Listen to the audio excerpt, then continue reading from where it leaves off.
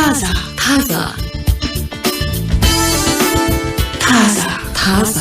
እሺ ታዛ ነው የሰማችሁ ያላችሁት። ቀደም ሲል ያው ከፋሽን ጋር በተገናኘ ያለውን መረጃ ተመለከትን። ዓለማችን ላይ እንግዲህ በዚህ በፋሽን ኢንዱስትሪና እንቅስቃሴ ውስጥ እነማን ትልቅ ድርሻ አላቸው የሚለውን የተመለከትንበት ነው። እየመጣ ያሉ ደግሞ ሀገራት አሉ፣ ድሃ ሀገራት ሆነው በዚህ በፋሽን ኢንዱስትሪ ውስጥ ተጠቃሚ የሆኑ ያሉ ሀገራትንም አይተናል። ኢትዮጵያም እየመጣሽ መሆኗ ተስፋ ሰጪ ነው። በዚህ እንቅስቃሴ ውስጥ የቮግ መጽሔት ይዞት የወጣው መረጃ ነው። ቮግ ቢዝነስ ላይ ቮግ ቢዝነስ ሌላው ሲኤንኤን ይዞት የወጣውን የሲኤንኤን ቢዝነስ ነው የሚተመለከቱት። ቢዝነስ ነው ዛሬ ወንድም በሌላ ቢዝነስ ደግሞ ያው በተለይ ከቴሌኮም እንቅስቃሴ ጋር በተገናኘ አፍሪካ ውስጥ ያለውን እየመጣ ያለውን አብዮት ለማሳየት ሰፊ ዘገባ ያወጣበት ነው። አፍሪካ ውስጥ የባንክ አገልግሎት ተጠቃሚነትን በማስመልከት እንግዲህ ወደ ዲጂታል ኢኮኖሚ ለማምጣት በጣም አብዮት ተጀምሯል ብሎ ይዞት የወጣው ዘገባ ነው። ይሄንን ሲደረግ እንግዲህ ወደ ዲጂታል አብዮት እናምጣ ስንል ብዙ ህዝብ ደግሞ በሚሊዮን የሚቆጠር ህዝብ ያለ ባንክ አገልግሎት ተጠቃሚነት ውስጥ ነው ያለው።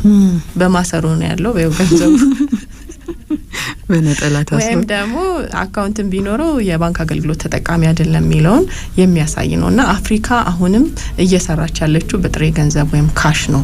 ከ65% በላይ ህዝብ በሰብሳሃራ አፍሪካ ያለው የባንክ አገልግሎት የለውም። ይሄ የሴቪንግ የቁጠባ የመሳሰሉት አካውንት እንደዚህ አይነት እንቅስቃሴዎችን የሚያደርግበት ጭራሽ የባንክ አካውንት የለውም። ወይም ደግሞ የባንክ አካውንት አለው ግን የባንክ አገልግሎት ተጠቃሚ አይደለም፣ ቁጠባ ብድር የምንላቸውን አገልግሎቶች የሚያገኝ አይደለም ብለዋል። ይሄ ማለት ከ90% በላይ ክፍያ በጥሬ ገንዘብ ልውውጥ በካሽ የሚፈጸም ነው። ይሄን ቁጥር ስንመለከተው እድልም ተግዳሮትን የሚያሳያል ይላል መረጃው።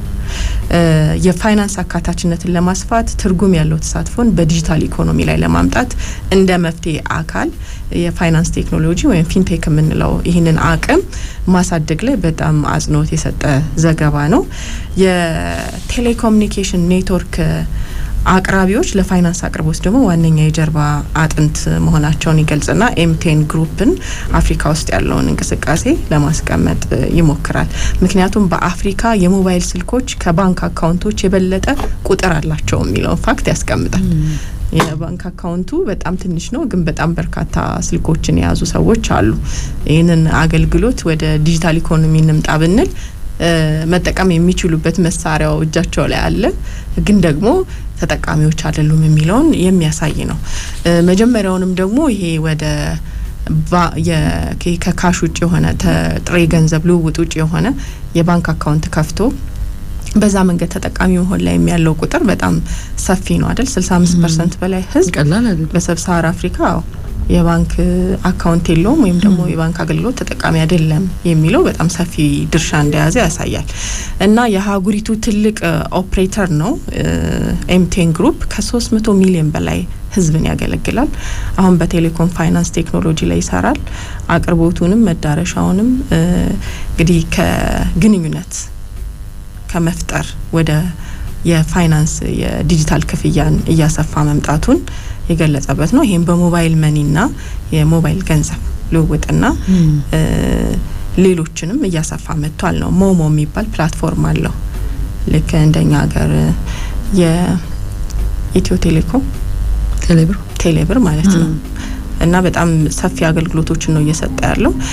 ኤሜኒዘር አሳንቴ የተባሉ ኤምቴን ግሩፕ ከፍተኛ ምክትል ፕሬዚደንት ናቸው። ምን ብለዋል? ከአቅርቦት ባሻገር እየተንቀሳቀስን ነው። ሰዎች የዲጂታል መሳሪያዎችን ለስራ፣ ለንግድ፣ ለመማር የበለጠ የተሻለ ህይወት ለመኖር እየተጠቀሙበት ነው ብለዋል። እና ይሄ ሞሞ የተባለው ፕላትፎርም 2007 ላይ ነው ይፋ የተደረገው። ገንዘብ ለማስተላለፍና የአየር ሰዓት ግዢ ለመፈጸም ነበር። አሁን የተሟላ የፋይናንስ አገልግሎት እያቀረበ መሆኑን ገልጸዋል። የተለያዩ ክፍያዎችን መፈጸም፣ ቁጠባ፣ አነስተኛ ብድሮች፣ ቨርቹዋል ካርድ ይሰጣል። ከማስተር ካርድ ጋር በመተባበርም ድንበር ተሻጋሪ ዓለም አቀፍ አገልግሎቶችን እንዲሰጥ አስችሏል። ይሄም ደግሞ ለምሳሌ ተጓዦችና ዓለም አቀፍ የሆነ ስራዎችን የሚሰሩ ሰዎች እንዲገለገሉበት በጣም ቀላል አድርጎላቸዋል ነው። ሰዎች ስልኮቻቸውን ለፋይናንስ አገልግሎት እንዲጠቀሙበት ማስቻል ያስፈልጋል ነው። ገንዘብ ማስተላለፍ፣ ክፍያ መፈጸም፣ የንግድ አገልግሎት ክፍያዎችን ማግኘት የሚያስችል አካውንት እንዲኖራቸው ማስቻል ነው። በ15 ሀገራት እንግዲህ ከ65 ሚሊዮን በላይ ህዝብ ደንበኛ አለው ኤምቴን ግሩፕ። ያ ማለት እንግዲህ አፍሪካ ውስጥ በደንብ እየሰራ ነው። ከዛ ውጪ መካከለኛው ምስራቅ ላይ በተወሰኑ ሀገራት እየሰራ ይገኛል። በዚህም 350 ሚሊዮን ከባንክ ውጪ የሆነውን ህዝብ መድረስ መቻል የሚለውም እንግዲህ ምን ያክል እየተንቀሳቀሰ እንደሆነ የሚያሳይ ነው። ሌላው ዳታ በጣም ውድ እንደሆነ ያነሳሉ ምክትል ፕሬዚደንቱ። ምክንያቱም ይሄ ዳታ ለምን ይወደዳል፣ በየጊዜው ለምን ይጨምርብናል የሚሉ ቅሬታዎች አሉ አይደል? ለመጠቀም አፕሊኬሽኖቹ ዋናው ጉዳይ የኢንፑት ጉዳይ ነው ብለዋል። ግብአቶቹ ናቸው ውድ የሚሆኑት። ወደ 122,000 ኪሎ ሜትር ፋይበር ዝርጋታን ኢንቨስት አድርገናል ለተጠቃሚው ወጪውንም ለመቀነስ በማሰብ ብለው ይገልጻሉ። ስለዚህ ይሄ ኢንፑቱ ውድ ከመሆኑ ጋር በተገናኘ እንግዲህ የዳታ ዋጋም ይጨምራል የሚለውን ያሳያል። የአካታችነት የሚለው ጉዳይ በዚህ የፊንቴክ ተደራሽነት ላይ የፋይናንስ ቴክኖሎጂ አቅርቦት ላይ የሚሰራው ከዋጋ ጋር አብሮ መገናኘት አለበት ነው ተመጣጣኝነትን። ግን አሁን የኤምቴን ግሩፕ የፋይናንስ ቴክኖሎጂን የበለጠ አፍሪካ ሰራሽ መሳሪያና አገልግሎቶች ላይ ጫና እያደረግን እንገኛለን ነው። በዚሁ አፍሪካ ውስጥ በተሰራ ምርት ቢደረግ የዋጋውን ማመጣጣን የሚቻልበት እድል አለና ያ እንዲሆን ጫናዎችን እያደረግን ነው። ዝቅተኛ ገቢ ያላቸውን አገልግሎት እንዲያገኙ ተጠቃሚ እንዲሆኑ በዚህ መንገድ እንሰራለን የሚለውን ያስቀመጡበት ነው። ስለዚህ በብዙ መንገድ ሲታይ ሁሉም ጋራ መድረስ አለበት። ይሄ አገልግሎት ሲባል ዳታ ምን ያክል አፎርድ ያደርጋል ዋጋውን የሚለውንም ያሳያል አይደል? ሰዎችን ጥያቄ ያነሳሉ። የድምጽና ኤስኤምኤስ ጥቅል ብቻ በተመጣጣኝ ዋጋ የምትይው አይደለም። ይሄ ያለውን የፋይናንስ ቴክኖሎጂውን ለማዘመን የዳታ ተጠቃሚነት ላይ አካታች ማድረግ የሚለው በጣም አስፈላጊ ነው ከዋጋ አንጻር የሚለውን የሚያሳይ ነው። ለዛ ደግሞ ግብአቶቹ አፍሪካ ውስጥ ቢሰሩ የበለጠ ተመጣጣኝ ዋጋን ይዘን የምንመጣበትን ምናስብበት ነው ብለዋል። ስለዚህ ይሄ ዋጋ መቀነስ የሚለው ነገር በጣም አስፈላጊ እንደሆነ ያሳያል። ሁሉንም ህዝብ ለመድረስ የዋጋ ጉዳይ በጣም አጠያያቂ አይደለም የሚለውን ያሳያል። እና ኤምቴን ግሩፕ ቀጣዮቹን ቢሊዮኖች ያለ አጋርነት ሽፋን መስጠት አይቻልም የሚለውንም ያነሳል። እንደ ሞሞ ያሉ ፕላትፎርሞች ስራና ምርታማነትን ለማቀላጠፍ አግዘዋል። የዲጂታል ብድር ከዛው ደግሞ ሚሊዮኖች ወደ መደበኛ ኢኮኖሚ ውስጥ እንዲገቡ የገንዘብ ዝውውሮች የመሳሰሉት በደንብ እየተሰሩበት ይገኛሉ። አሁን ላይ ልክኛ ሀገር ላይ እንደምናየው ማለት ነው ትናንሽ ቢዝነስ ውስጥ ያሉ ሰዎች ሳይቀሩ መንገድ ላይ ያሉ ጉሊቶች ሳይቀሩ ስልካቸውን ክፍያ ለመቀበል ይጠቀሙበታል። ስለዚህ ይሄ ፈጣን፣ ቀላል እንዲሁም ደግሞ አቅም የሚፈጥር ኢምፓወር የሚያደርግም ጭምር አገልግሎት እየሆነ መጥቷል ነው። ሴት ቢዝነስ ፈጣሪዎችን ያነሳል። አሁን ይሄ መረጃ ሴት ቢዝነስ ፈጣሪዎች በማንኛውም ቢዝነስ ውስጥ ሆነው በፍጥነትና ደህንነቱ በተጠበቀ ሁኔታ ገንዘባቸው እንዲደርሳቸው ከደንበኞቻቸው በጣም ማቀላጠፍ ችሏልና አገልግሎቱ ላይ በጣም መስራት ያስፈልጋል የሚለውን አሳይተዋል። የፋይናንስ ቴክኖሎጂ አገልግሎት ማደግ እንዳለበት በጣም ይታመናል። ኤምቴን ግሩፕም ይህንን ፊንቴክን በቀጣይ ለማሳደግ ወደ 3 የሚሆኑ ትላልቅ እቅዶችን አስቀምጧል። የበለጠ ብዙ ሰዎችና ቢዝነሶች ጋራ መድረስ የሚለው አንዱ ነው። ህይወትን በሚያሻሽለው የፋይናንስ ቴክኖሎጂ ላይ በደንብ መስራት ያስፈልጋል። የዲጂታል ክፍያ አገልግሎትን እንዲሁም አጠቃቀሙን ማስፋት፣ የውጭ ሀገር ገንዘብ መላኪያ ሬሚታንስ ላይ ዋጋውን መቀነስ የሚለውም ተቀምጧል ማለት ነው። ዋናው ጉዳይ ግን ምን ያክል ሰዎች ተገናኝቷል ኮኔክት አደረጉ ብቻ አይደለም፣ ግን ምን ያክሎቹ ተሳታፊ ሆነዋል፣ ፓርቲሲፔት አድርገዋል፣ ተጠቃሚ ሆነዋል የሚለው ላይ ትኩረት ማድረግ ነው የሚለውን በዚህ ዘገባ ላይ በደንብ አጽንኦት ሰጥተው አስቀምጠዋል ማለት ነው። እና ቀጣዩ ጊዜ ይሄ የፋይናንስ ቴክኖሎጂ በሚለው እንቅስቃሴ ውስጥ አፍሪካን የበለጠ ተደራሽ የማድረግ የአፍሪካን ህዝብ አንዱ እንደ አብዮት የሚታይ ነው በሚል ሲኤንኤን ይዞት የወጣው ዘገባ ነው። ኤምቴን ግሩፕ 1994 ላይ የተመሰረተ ነው እንደ አውሮፓውያን አቆጣጠር ከአፓርታይድ ማብቂያ በኋላ ነው ደቡብ አፍሪካ ውስጥ እንግዲህ የተመሰረተው እና ደቡብ አፍሪካ ውስጥ ያለውን ስኬት ካየ በኋላ ነው ወደ ሌሎች አፍሪካ ሀገራት እየተስፋፋ ሄደው ጆሃንስበርግ ላይ ነው ዋና መቀመጫው። አፍሪካ ላይና መካከለኛው ምስራቅ ላይ ያው ቀደም ሲል እንደጠቀስ ነው እየሰራ ይገኛል። የሞባይል ዳታ፣ የፋይናንስ ቴክኖሎጂ ላይ፣ የዲጂታል አገልግሎት ላይ እነዚህ ነገሮች ላይ እየሰራ ይገኛል። እንግዲህ የሞባይል ድምጽና የዳታ አገልግሎትን የብሮድባንድና የፋይበር ግንኙነትን የሞባይል ገንዘብና የፊንቴክ ሶሉሽን የዲጂታል መዝናኛዎችንና ስርጭት አቅርቦትን እነዚህ ሁሉ ነገሮችን እንግዲህ እየሰራ ይገኛል ማለት ነው። ከጅምሩ ጀምሮ ዋና የኤምቴን ገበያዎች አፍሪካ ውስጥ ናይጄሪያ፣ ደቡብ አፍሪካ፣ ጋና፣ ዩጋንዳ፣ ካሜሩን፣ ዛምቢያ ናቸው። 2010 ላይ ነው ግን የዲጂታል ትራንስፎርሜሽን ውስጥ የመጣው ከ16 አመታት በፊት እና ከድምጽ ጥሪ ባሻገር የሞባይል ኢንተርኔት፣ ስማርት ስልኮች፣ የሞባይል ገንዘብ፣ የዲጂታል አገልግሎት ላይ እየተስፋፋ መጣ ማለት ነው። 2020 ላይ የፋይናንስ ቴክኖሎጂ የምንለውን እና የኢንፍራስትራክቸር መሰረተ ልማቱን የፋይናንስ ቴክኖሎጂ ላይ በደንብ ኢንቨስት ያደረገበት ነው። ሞባይል ክፍያን ጨምሮ የዲጂታል ባንክ አገልግሎት፣ የፋይበር ኔትወርኮችን፣ የዳታ ማዕከሎችን፣ የ5G አገልግሎቶችን በማስፋፋት በተወሰኑ ገበያዎች ላይ እንግዲህ ስራውን በደንብ የበለጠ ማቅለል የቻለበት እንደሆነ ተገልጿል ማለት ነው። እንግዲህ በኢትዮጵያም ደግሞ ያለውን ተሞክሮ ስናየው የቅርብ ጊዜ ቢሆንም በተለይ ይሄ የዲጂታል ትራንስፎርሜሽን ጉዞ ግን ትልቅ ሚና እየተጫወተ የሚገኝ ግዙፍ ተቋም ነው አይደለ? በኢትዮጵያ ዲጂታል ትራንስፎርሜሽን ጉዞ ውስጥ የኢትዮ ቴሌኮም የደንበኞችን ቁጥር የኔትወርክ ተደራሽነትን እያሰፋ የመጣበት ነው። የደንበኛው ብዛት አሁን ከ87 ሚሊዮን በላይ የደረሰበት ነው።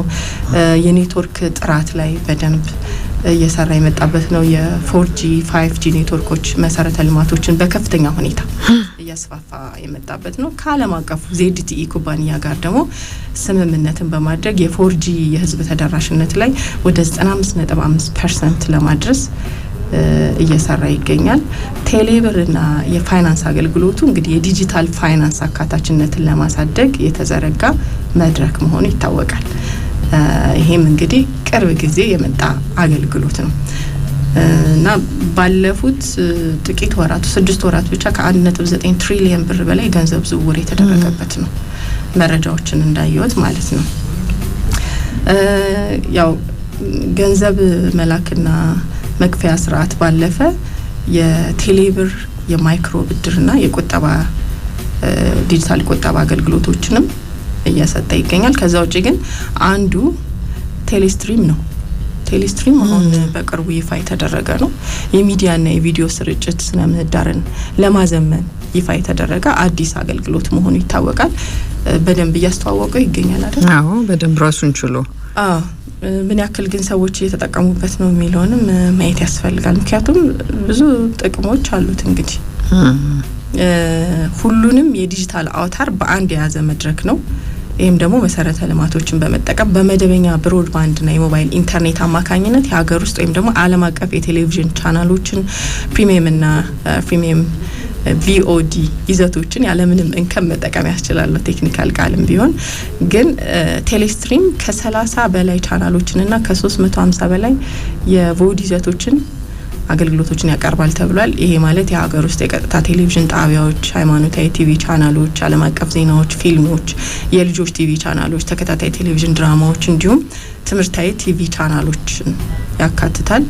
የዚህ አገልግሎት ዋና ጥቅሞች ተብለው የተገለጹት ዲሽና ማገናኛ ገመድ የማይፈልግ በመሆኑ በአየር ጸባይ ለውጥ ምክንያት መቆራረጥ አይኖርም። ከቤት ውጭ የሚሰቀል ማገናኛ ስለማይኖር የግቢ ገጽታን አያበላሽም። ለመግጠምና ለመጠቀም በጣም ቀላል ነው። ከቴሌቪዥን ጋር ማገናኝ ነው ተብሏል። የጥገና ወጪ አይኖርም።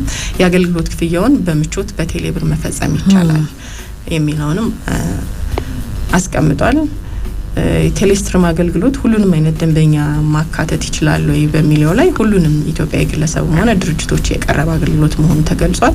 እንግዲህ በአጠቃላይ ምንድነው የሚለውን ጉግል ያድርጉ። በርካታ መረጃዎች አንድ ነገር ባለን ኢንፎርሜሽን ደረጃም ነው የምንጠቀምበት። ቴሌስትሪም የሚለው አግሪመንት ፈጸመ ከቴሌስትሪም ጋር ይሄ ተቋም የሚሉ ዜናዎችን ብዙ ሰምተናል። የተባለው በተለያየ መንገድ በጥስጥስ ብለው እናገኛቸው የነበሩ ነገሮችን በተለይ ደግሞ እንደ ዓለም አቀፍ ማንነት አንዱ ዳታ የሚሰጠን ነገር እኮ ዓለም አቀፍ ማንነት ነው። የቱን ነገር አማርጠን ማዳመጥ ማየት እንችላለን የሚሉትን ምርጫዎች ብዙ ሰዎች ለምሳሌ አሁን የሀገር ውስጥ ፊልምን እንደ አዲስ እያየን ነው የሚል አስተያየት ሰሞኑን እንደውም እያየው ነበረ። የአዘጋጆቹ ወይም ደግሞ የህግ ባለቤትነት ያላቸው ሰዎች አግሪመንት ፈጽመው በታየው ቁጥር ወይም ተደራሽ በሆነው ቁጥር ጥቅም የሚጋሩበት አሰራር ይሆናል። ምናልባት በሌላ መንገድ ቢሆን ኖሮ ፈልጌ ላላገኝ ይችል የነበረውን ይሄ ሲሆን ምርጫ ሊሰጥሽ ይችላል። ቅድም የዘረዝርሻቸው ጥቅሞች እንዳሉ ሆነው ስለዚህ ዓለም ዳታን በመስጠት በጣም ብዙ አገልግሎቶችን በቀላሉ ማግኘት የምንችልበት ሩጫ ውስጥ እንዳለችም ያሳያል። እንግዲህ ከድምጽና ከመልእክት ልውውጥ ባለፈ ግንኙነት ባለፈ ምን ያክል እየሰፋ እንደመጣ አገልግሎቱ እና ምን ያክል በርካታ አገልግሎቶችን ያገኘንበት እንደሆነ የሚያሳይ ነውና የተቋማቱን ጉዞ ያው ኤምቲኤን ግሩፕ በአፍሪካ ውስጥ በጣም አንጋፋ ነው ማለት እንችላለን።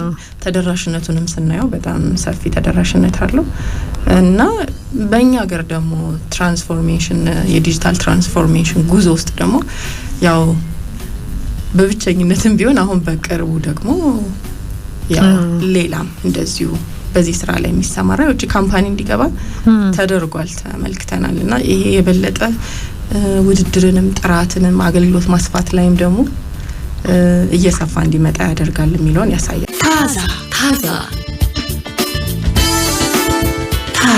ታዛ